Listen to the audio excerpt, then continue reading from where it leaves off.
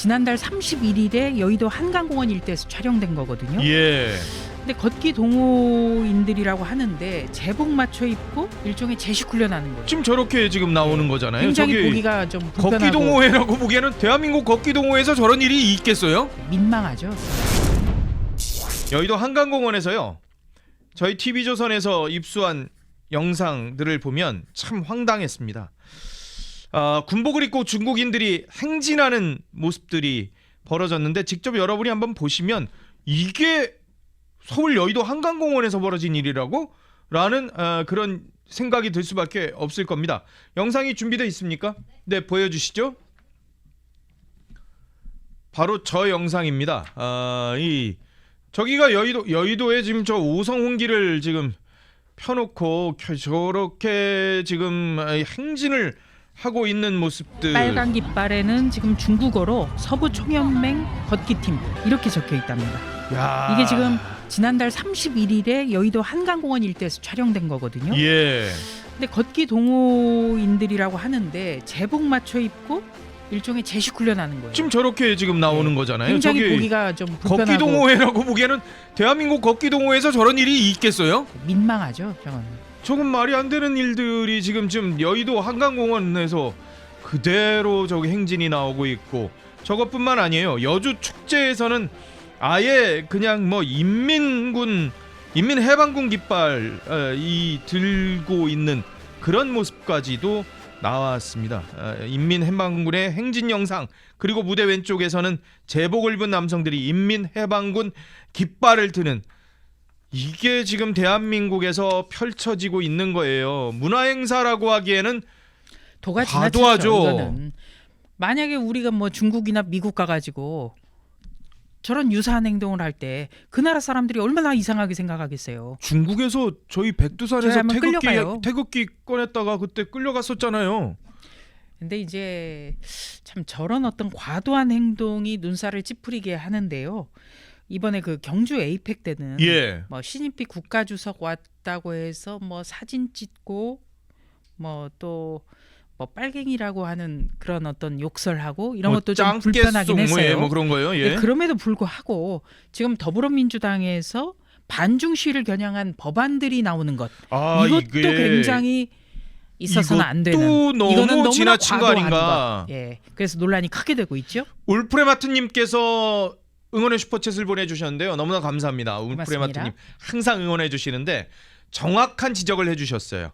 지방선거 시에 외국인이 투표하니 나라가 뿌리부터 썩어 들어가는 겁니다 라고 해주셨는데, 저는 민주당의 지금 이런 움직임이 있지 않습니까? 반중 시위 겨냥한 법안들 잇따라 내놓는 것도 결국 내년 지방선거하고 그렇죠. 연관된 것 지방선거 아닌가 겨냥해서 라는 추측을 할 예. 수밖에 없는. 아무래도 내년에는 외국인 유권자가 더 늘어날 수밖에 없거든요. 그렇죠. 왜냐하면 3년 이상 거주한 외국인에게는 지방선거 투표권을 주기 때문에 아마 더 늘어나고, 더불어민주당에서는 아마 그거를 염두에 두고 이런 법안을 그렇죠. 중국 동포들에게 구애를 하고 있는 거예요. 이렇게. 2022년에 지방선거가 있었지 않습니까? 네. 그때 외국인 전체 유권자가 한 12만 6천 명. 그런데 그중에 10만 명 정도, 그러니까 거의 80% 정도가 중국인이니까, 그러니까 이 3년이 지났고 이제 내년 되면 4년이 지나죠. 4년이 지난 때는 3년 이상 거주한 외국인한테 선거권 주니까 아마 더 늘어났을 것이다라고 추론할 수밖에 없는 그런 상황이 벌어지고 있으니까 지금 저러고 있다는. 미제님께서 또 응원의 슈퍼챗을 보내주셨어요. 어유 감사합니다. 고맙습니다. 미제님 너무나도 감사합니다. 이게 달러가 저렇게 큰데 이게 100달러씩이나. 엄튜브님이 우파라면 엄튜브님 2026년에 결혼해서 아이들 2명 이상 알죠? MKGA 재명이는 크리스마스 전에 갑니다. 죄명이가 그때까지 안 가면 전쟁입니다. 현지가 말하는 전쟁이 아니라 진짜 전쟁이라고 얘기를 해주셨습니다. 감사합니다. 고맙습니다. 미제님, 예, 결혼을 해서 아이들 2명 이상. 예, 진짜 대한민국에 아이를 낳는 건 애국이에요.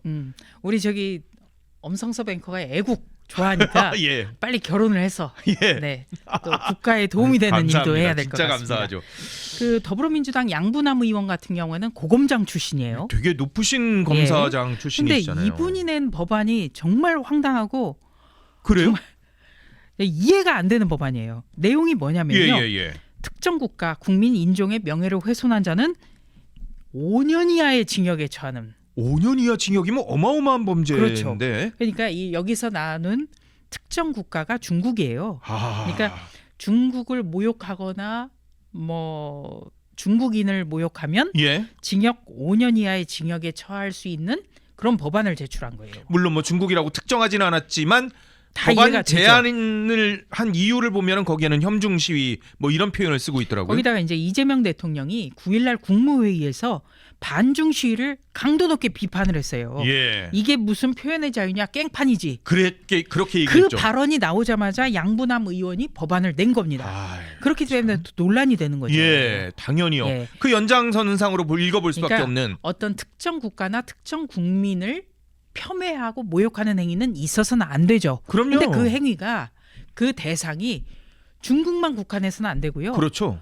미국이나 모든 나라가 다 들어가야 되는 거예요. 미국, 일본 뭐 다 해당해야 근데 되는 거 지금 아니겠어요? 더불어민주당 의원들의 상당수는 반미를 외쳤었잖아요. 예. 그리고 또 지금 현역 의원들 중심으로 뭐 일본은 가지도 사지도 않습니다. 예. 노제팬. 그런 거 노제팬 운동 많이 했었죠. 뭐 죽창가 부른 조국 예. 혁신당의 뭐 비상대책위원장도 있고요. 예. 그럼 그런 분들은 어떻게 할 거예요? 야, 참.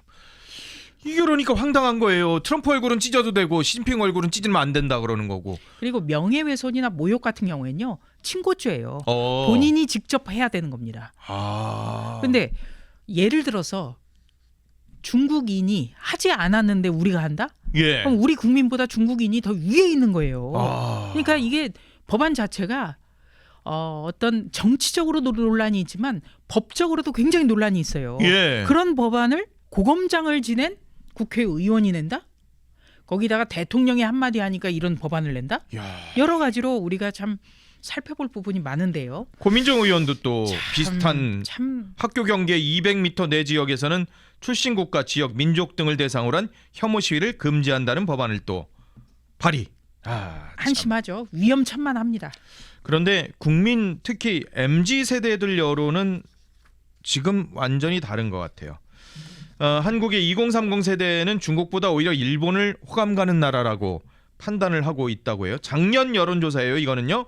7월 22일부터 7월 30일까지 작년에 한 건데 이걸 보면은 중국의 호감을 느끼는 응답자 이분들이 만 18세부터 39세까지예요. 젊은 층인데 이분들은 중국의 호감을 느낀다는 응답이 10.1%밖에 없었어요. 그러니까 10명 중에 1명만 호감을 느낀다는 거예요. 중국을 신뢰한다는 응답자는 6.1%에 그쳤었어요. 네.